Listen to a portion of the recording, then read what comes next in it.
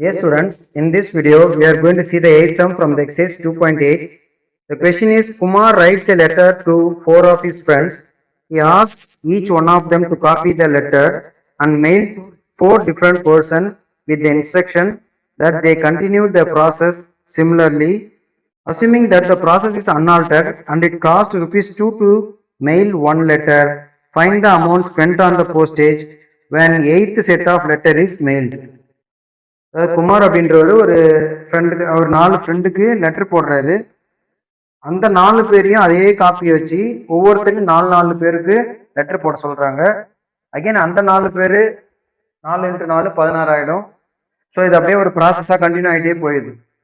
So அது எப்படி முதல்ல ஃபார்ம் ஆகுது பாருங்க. ஃபர்ஸ்ட் வந்து குமார் 4 பேருக்கு லெட்டர் போடுறாரு.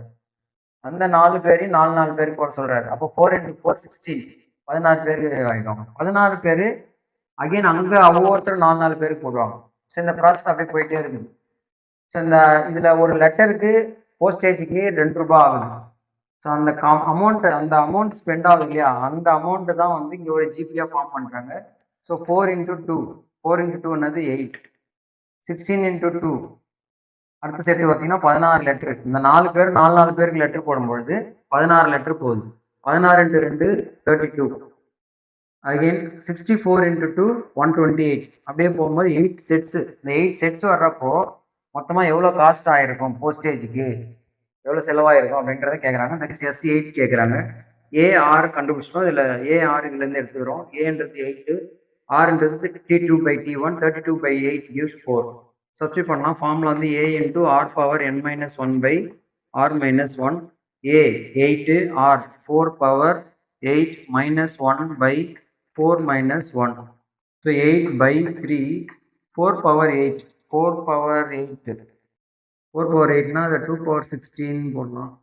ஓகே 4 × 4 × 4 × 4 4 4 16 16 × 16 256 வருது.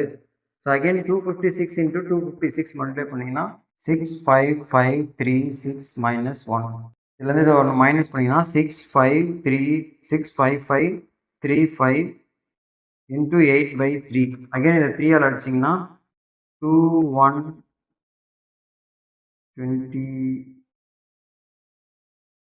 ரிமைண்டர் 225 8 டைம்ஸ் ரிமைண்டர் 1 34 ரிமைண்டர் 1 5 8 அல்லது into 174760.